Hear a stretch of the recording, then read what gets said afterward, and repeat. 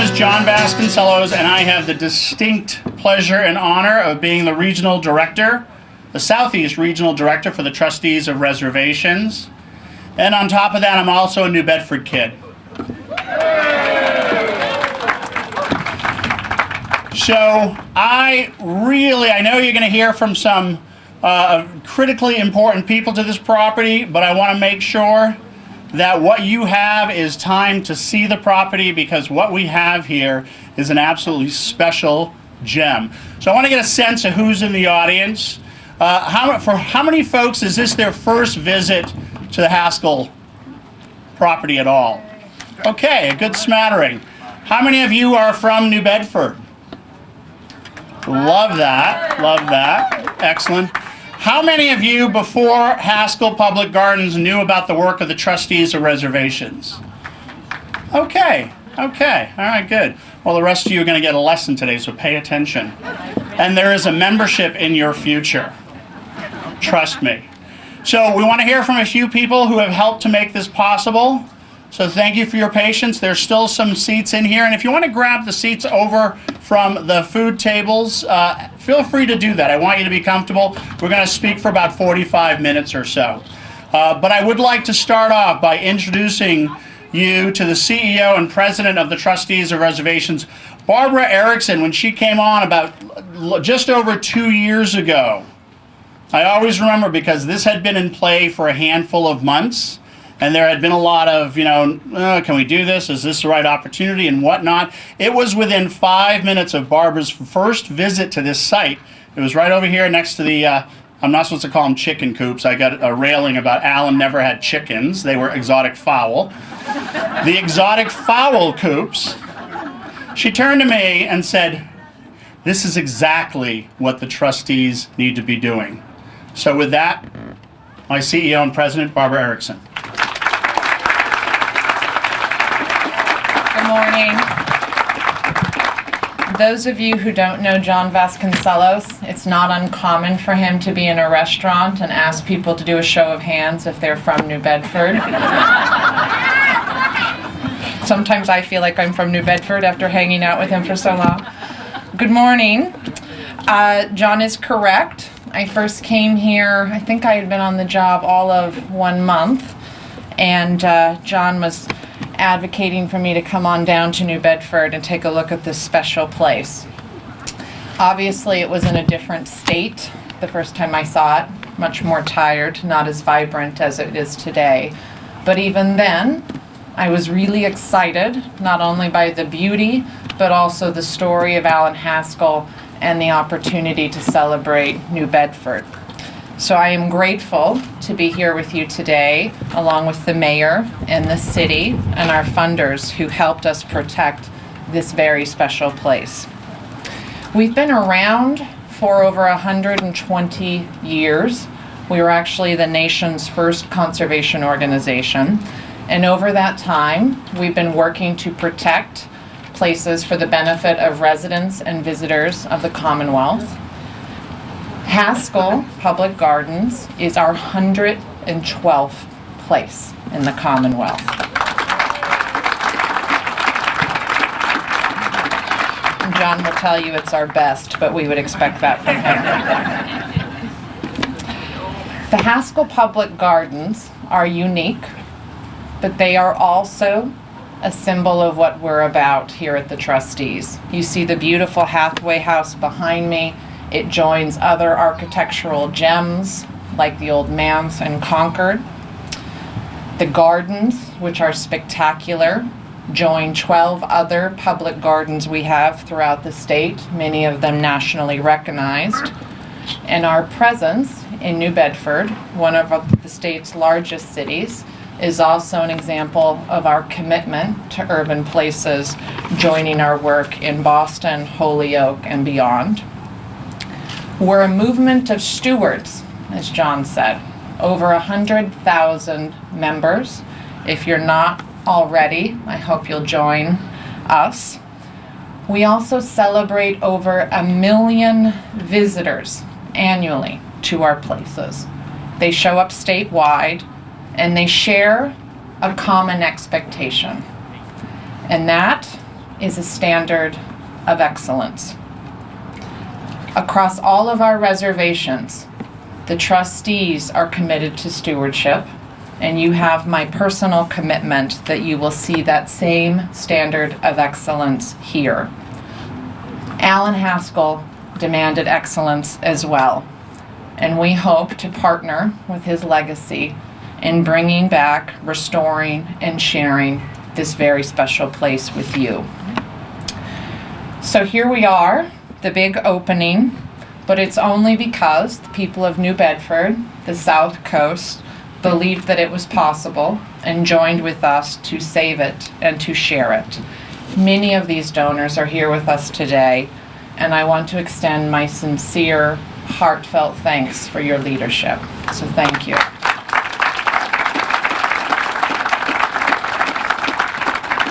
I hope you'll get out and about on the property today. There's much to appreciate, but know there is still so much to do. So while the work will continue tomorrow, where is Kristen, by the way? Who's our leader? Hope she's somewhere in the crowd. There she is. She's enjoying a brief amount of rest before she gets back to whipping this place into shape. But today is a day of celebration, not only for what we have here, but what the future will be. So thank you for joining us. John?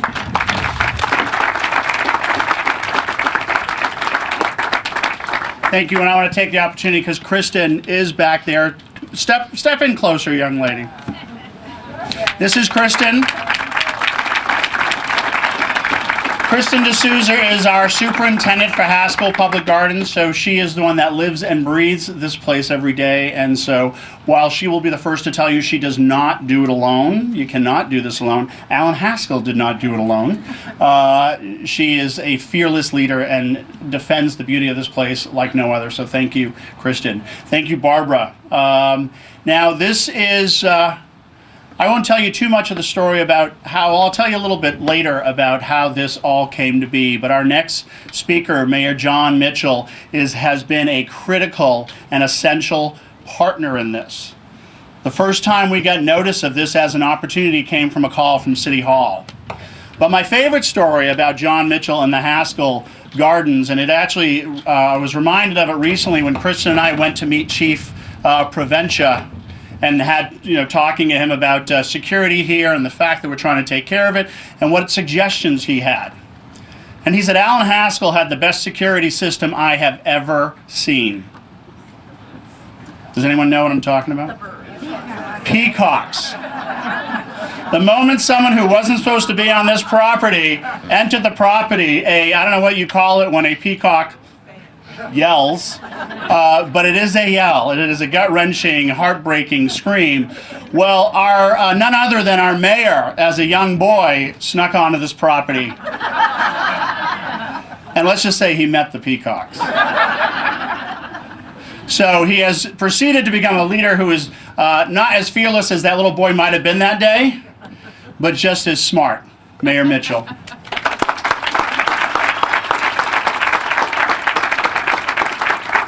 Thank you, John. And boy, I had a little bit of a flashback when I walked up across the property to come up here. And I think that if there's such thing as peacock PTSD, I have it. One of the first questions I had as I walked by is, "You're not bringing those birds back, are you?" So so the birds were certainly a searing memory for me of this property. But even more than that, my memory of this place is like yours, and that is a place that was not just an urban oasis here in New Bedford, but a place that stood for excellence nationwide. Excellence in horticulture, excellence in landscape design, and ultimately a monument to a man who became known throughout the world as one of the leaders in landscape architecture and horticulture. Alan Haskell was a genius, and for many years I would come here and buy stuff for my house, not knowing what I was buying, but I always knew it would look good in my yard, and I thought, well, how can I go wrong? But it's one of those places that that the city was proud of, that Greater New Bedford was proud of, because when you're in a beautiful setting, you feel good, and when people came here, they felt good. And this had been for years a place where people came and took wedding photos. I can remember one family wedding where we came here and from a distance from the peacocks, of course, took some really nice photos. But it's just a place where folks came even from pretty far away to just be in a place that was like no other. And certainly the neighborhood benefited from it, but New Bedford's brand certainly benefited from it. And we're so pleased that we're able to reach a day like this, where even on a Sunday afternoon with a Patriots game coming up, we're celebrating. Hundreds of us right now are celebrating a new day for this wonderful property. I can remember how it happened. I had just gotten into office 2.5 years ago, and we got word that there was a for sale sign out front in front of the old Hathaway home, and we sat around the table, and I think it was Christina Conway. I don't know if Christina's here. She's right there. She said, "Well, we should call John Vasconcellos, because John's now at the Trustees of Reservation, and that's probably a way forward, because we don't want this property to be developed into more residences, into more apartments. Not that there's anything wrong with that, but we would, if we left it to a developer, we would lose something special here for good." So the call came from City Hall after that. And John got excited about it, and I'd worked with John on other things over the years, and worked with the trustees over the years. When I had been an assistant U.S. attorney, we had worked on a couple of oil spill cases that we were able to get some money to the trustees to preserve properties in different parts of the state, including down in South Dartmouth. And so getting the interest of the trustees was a huge step forward, and having John's leadership, having John involved in it was instrumental to making this move forward. So look, there are a lot of people to thank here today. I want to thank David Kroll, the chairman of the trustees. I want to thank Barbara for her leadership in seeing this through. I want to thank John for being the spark that he was on this project. This was a real partnership, a public-private, nonprofit partnership that was able collectively to pull together the resources to make this happen. And there are a few people I want to just thank. I want to thank the State Department of Energy and Environmental Resources for making a grant, a Gateway Cities grant, available. I don't know if anybody's representing EOEA today, but I just want to make sure that our thanks was extended to them. Our state representatives who support that program. I see Paul Schmidt here today. I know Tony Cabral is a big supporter of the program as well. Our city council was very, very supportive of it. They are represented here today by Ward 3 Councillor Henry Bousquet, who will be speaking in a moment, as well as Kerry Winterson from Ward 5, and at-large Councillor Linda Morad. Lots of people to thank for making this happen. And this is the third public park that we have opened, new public park that we have opened in the city in the last 13 months.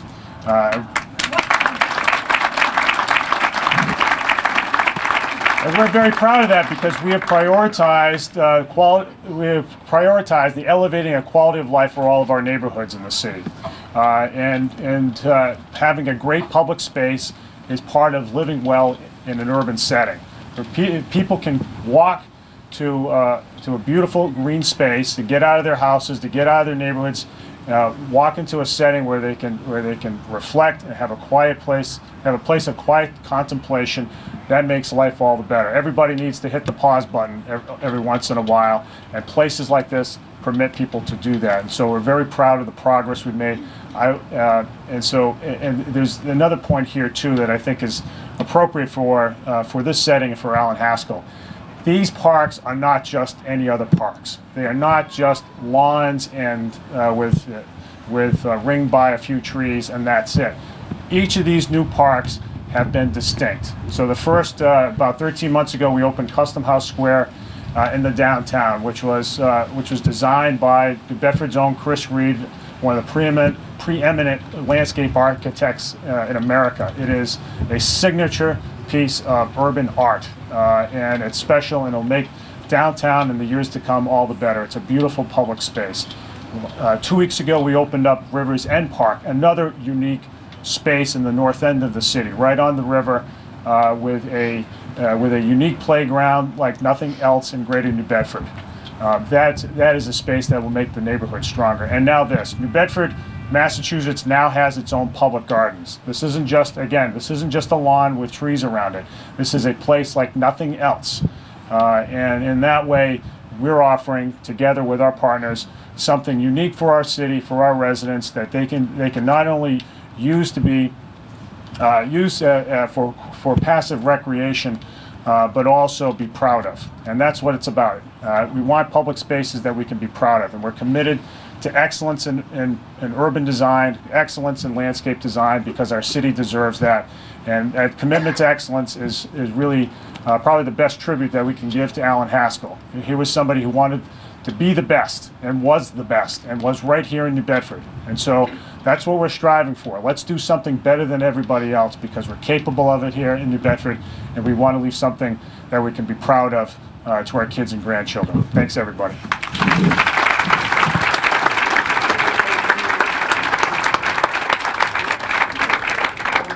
Thank you, Mayor.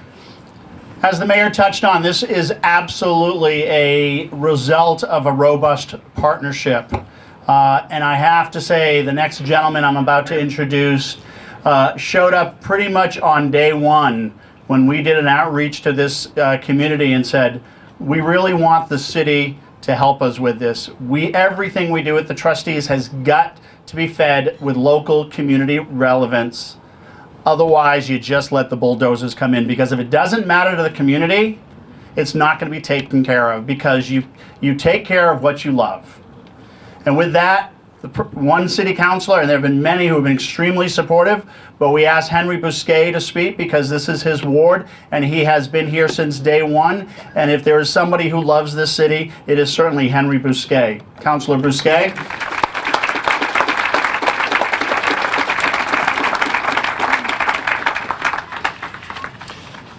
Good afternoon, everybody.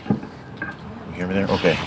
I did prepare a few remarks. On behalf of the City Council, sorry. How was that? Tilted ever so. All right, I don't want to ruin it. Okay. Thank you very much, everybody. I appreciate being asked to speak on behalf of the City Council. I'd like to take this opportunity to thank a few people. I want to say thank you first to Alan's son, David Haskell, for preserving his father's legacy in the landscaping business and the world of horticulture. I know parting with the nursery couldn't have been an easy decision after growing up here, but I also understand what an enormous responsibility it must have been to try and maintain it.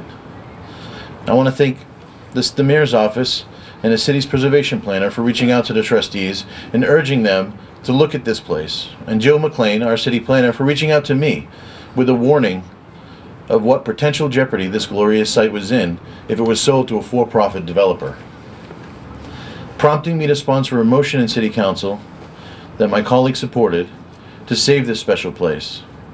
And thank you to Mayor John Mitchell, Pat Sullivan, and Community Development for putting the city money where its mouth is and helping to make this deal possible. And thank you to the Trustees of Reservations and John Vasconcellos for having the foresight and vision to see this project as an initiative your donors, the Commonwealth, and the community could buy into and enjoy for generations to come. New Bedford, and especially Ward 3, is looking forward to the evolution of the Alan Haskell Public Gardens and excited about what your organization has planned to honor Alan's legacy. Alan's genius, his attention to detail, and his relentless pursuit of perfection is present in each and every nook and cranny of this magnificent garden. He was an eccentric man who demanded excellence from everyone in his employ. Whether you shoveled dirt, laid stone, or made him breakfast, like I had the opportunity to do for 2 years daily,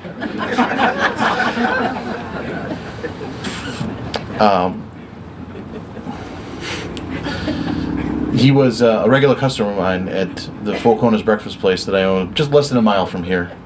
And that's how I learned all about Alan, Jean, and the family business.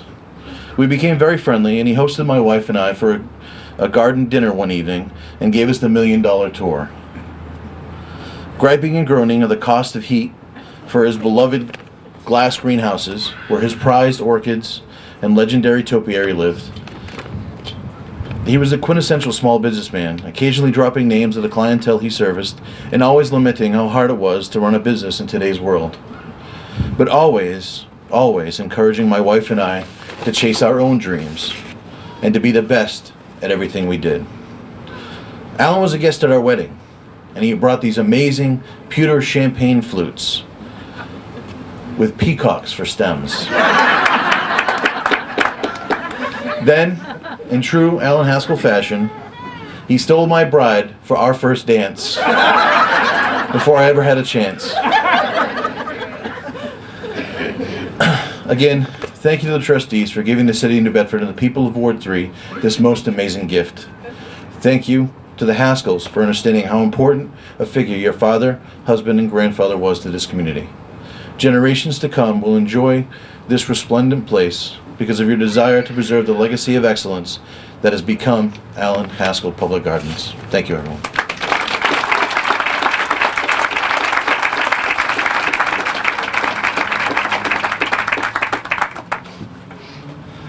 Thank you, Henry. I actually had not heard those stories. I love the wedding one, and that man was a character. And I'm not talking about Henry.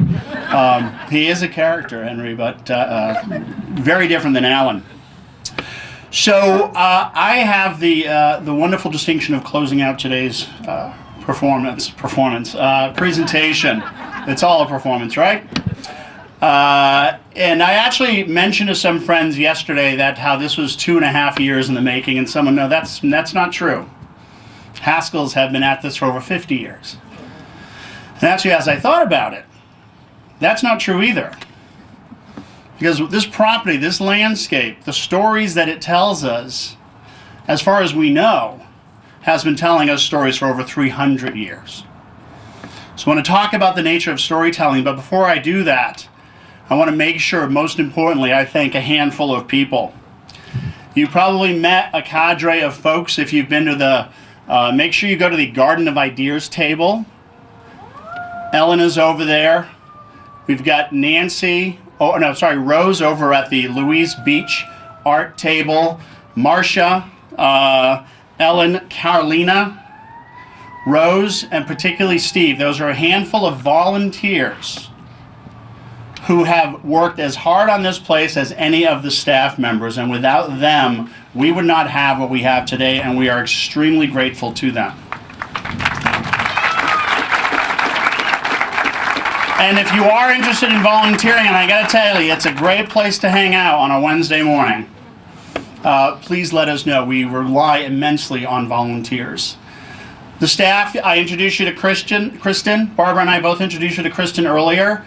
I want to make sure you also, we also get to celebrate Ross Moran, who is here somewhere, Fran Blanchard, Tom O'Shea, Jennifer Dubois, Sam Finn, Diane Lang, and a whole cast of other folks that if I named everybody who touched this place with regards to the trustees, you would miss the ball game, and my father would have an issue with that.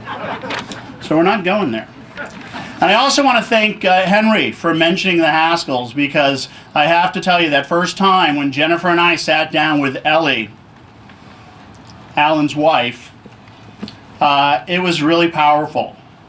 And we started talking about honoring Alan's legacy. You could see the conversation completely turn from what was a real estate transaction to a real statement about what a life means when you have an impact like Alan had and you have people who want to care about that legacy. So Ellie could not be with us today, and I'm very sorry for that, but she has been a stalwart partner in this, and we're extremely grateful, as had David. And along with David, Alan also had 2 other daughters, Rebecca and Felicia. And if you tour the garden today, there are 3 trees here, each named for each child upon their birth. And so the stories this garden will tell us will continue to reveal itself. Barbara mentioned the funders. I'm going to duplicate, so indulge me, because without these folks, we would not have this place to celebrate. But I also just realized, before I move off the staff, and only because she caught my eye just now, I really, really need to give a very special shout out to Jennifer Dubois.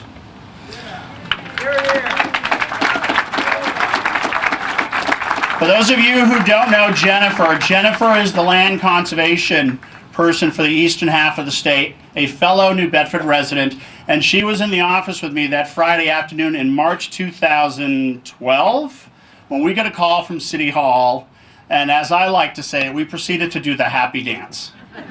Because this is like, oh my God, this is perfect for the trustees. And I got to tell you, the relationship that Jennifer crafted with Ellie, her diligence, her patience, her humility, her intellect, her perseverance, closed this deal when all I had to do was go out and raise the money. Honestly, the easy part. So Jennifer, thank you for what you've done for this community and for the trustees.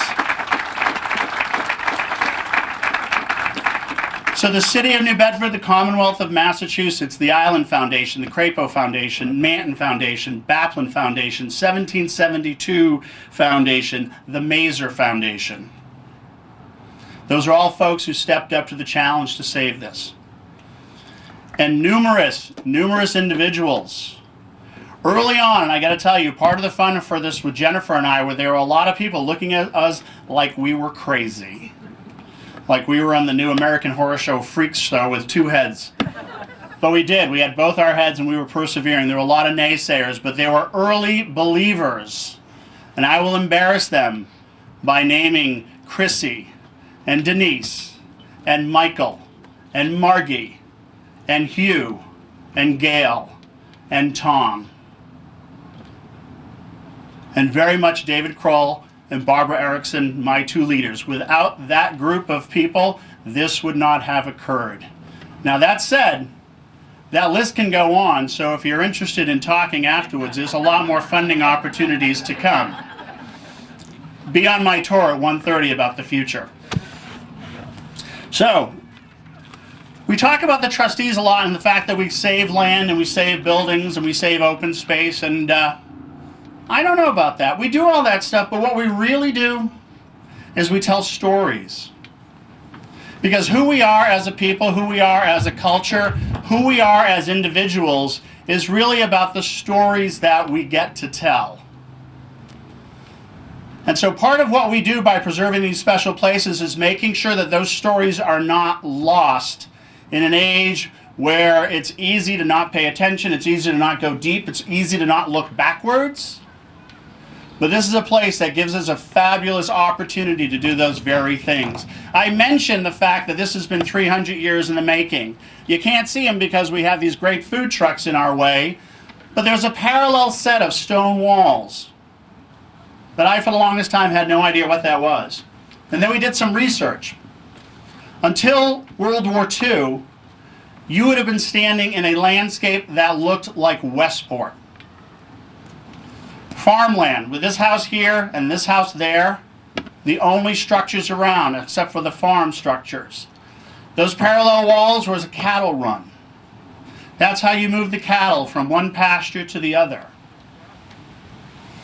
And then fast forward 100 years, and this farm was started in 1725, which is why the history of this house is very important. Fast forward 100 years and you have a city that is reeling in incredible wealth. You have James Arnold creating a garden behind what is now the Wamsutta Club with the help of a neighbor by the last name Haskell. To preserve that garden, it is now part of it is the inspiration and the basis for the Arnold Arboretum in Harvard. That started here in New Bedford in a fabulous whaling captain's backyard, if you will. Then 100 years forward, a young man born in 1935 on Chancery Street, at the age of 3, loses the sight of one eye because of a malignant tumor. So he avoids sports, and he finds a love of landscape and plants and gardens, and comes hanging out here at Mr. Albert Winterbottom's farm, who acquired it in 1938, the dairy farm, and Alan Haskell would come here and he'd buy the family's eggs and milks and vegetables. And we actually have a story from a neighbor who's been living next door for about 80 years and talks about Alan saying, someday I'm going to own that property. Well, part of Alan, and you see this in the landscape, is he was not just a landscaper or a horticulturalist. He was also an artist. Miss Louise Beach and her husband, Mr. Beach, lived in the 19th century house, the other one in the middle of the property. Now, Mr. Beach was the superintendent of education of New Bedford Public Schools. Mrs. Beach was an art student. And for those of you who knew Alan and some of the histories, I think he got an early lesson from Mrs. Beach when she was thrown out of the YMCA in downtown New Bedford for wearing a bikini. So Alan certainly got a taste for the troublemaker from Mrs. Beach. But he also learned how to think about landscape as art. And so we tell the story about that and how important that intersection is. Alan Clifton Haskell died 10 years ago this December. It's been that long already. And in that time, in the 50 years that he, and I also want to acknowledge his partner of 30 years, his life and business partner, Jean Bertrand, who is with us somewhere. Jean, are you here or are you off weeding? Okay.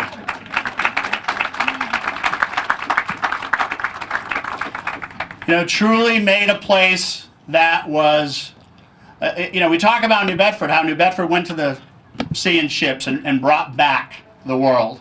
Well, Alan created a place where the world would come to him.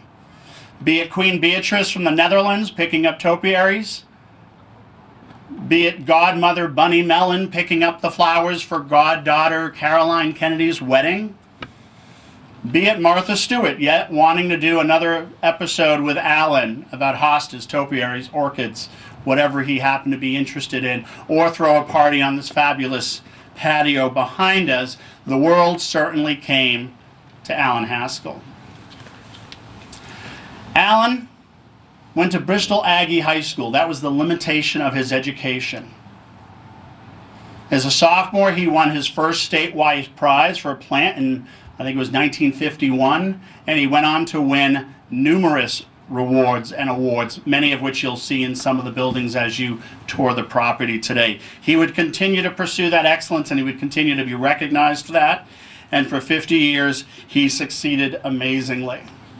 And as you get to know the property, the other stories that it tells, I love this. I was just chatting with Michael Baldwin, and he told me the story of this locust tree, which I had not known, and the history of that. Or the tree that you see just the very tip of above the chicken coops here. Fowl coop. Pardon? Fowl coop. Fowl coops, thank you. That is a 7 suns flower tree, which is from China, and only happened after the softening of relations in the early 70s in the Nixon administration. So there are plants here that tell the story of an intimate life. There are plants here that tell the story of a nation's life. Or as I was reminded recently by Fran Blanchett, and there are plants here that are just here to surprise and delight. The peafowl coop, where obviously the peafowl didn't spend enough time in there. There are autumn crocus that come up, a perfectly ephemeral plant. But why he would plant those in a peafowl coop is pretty amazing. But this was the man's genius for surprise and delight. And this garden will continue to reveal itself to us. And we are extremely happy to be a part of that. In the year and a half that the trustees have owned this, we have done amazing work. I take great pride in saying that because I have certainly not earned a blister from the amount of work, and there's not much dirt under my nails from it.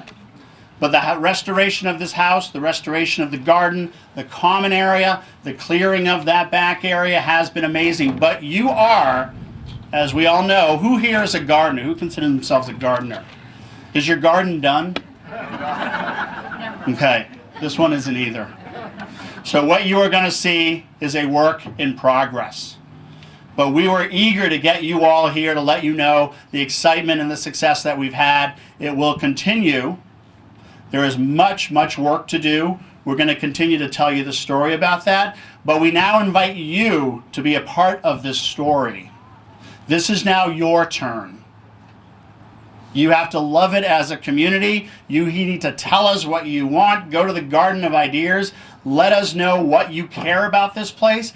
All of our properties are informed by something we call spirit of place. What is it about this place that makes it unique, special, and different? Because you're standing at a place unlike any other place in the world. Tell us what that is so we make sure we hold that dear and we celebrate it and we continue to build upon that, because without that specialness, this will become, as we like to say in New Bedford, and I see Mayor John Bullitt over here, a place like anywhere else. And we are not a place like anywhere else. So I want to close out by inviting you to tell us. There's a blackboard in the longhouse. There's a long shed over there that we talk about the spirit of place. Jot down how this place makes you feel, what you think makes it special, what you think makes it unique.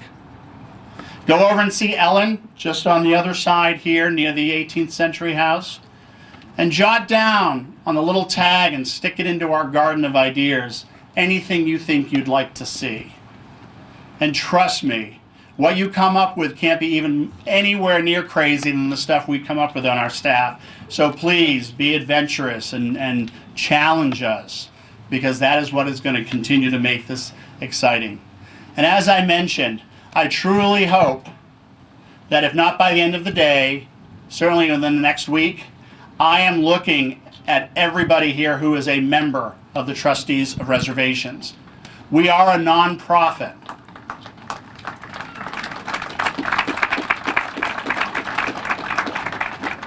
Okay, usually our members are a little more enthusiastic. I'm going to try that again. I want to hope to look at a room full of members of the Trustees of Reservations. Good. I haven't completely put you to sleep. But honestly, membership is essential to our work. Please consider being one today. And they make lovely Christmas gifts. Yes, family, you're now on notice. So with that, I know there are many people in the audience. We've had a great turnout from board members here. I see Brian, I see Hillary, I mentioned Dave. Buzz Constable usually goes without mention. And Nathan Hayward. No, all spectacular leaders of our organization. I want to thank them for their commitment to this. I want to thank all of you for being with us today. Christina and Neil in the mayor's office. I don't know, is Ann Laurel here by any chance? She is, but she's up front. Okay. CPA. Oh, yes. That's right. Vote yes on CPA number 5 and number 2. The City Hall was phenomenal to work with, Mayor. Thank you so much. And Henry, the City Council, has been phenomenal to work with as well. So thank you. Thank you for being here. Our last order of business is an official cutting of a ribbon. I'm going to ask Henry to take the other end of the ribbon with me, and we've got scissors for the mayor and Barbara. We want to officially open Allen C. Haskell Public Gardens with the cutting of that ribbon. And with that, I really hope you enjoy your Sunday, but please make this the first of your visits to Haskell's. Thank you so much. 2, 3.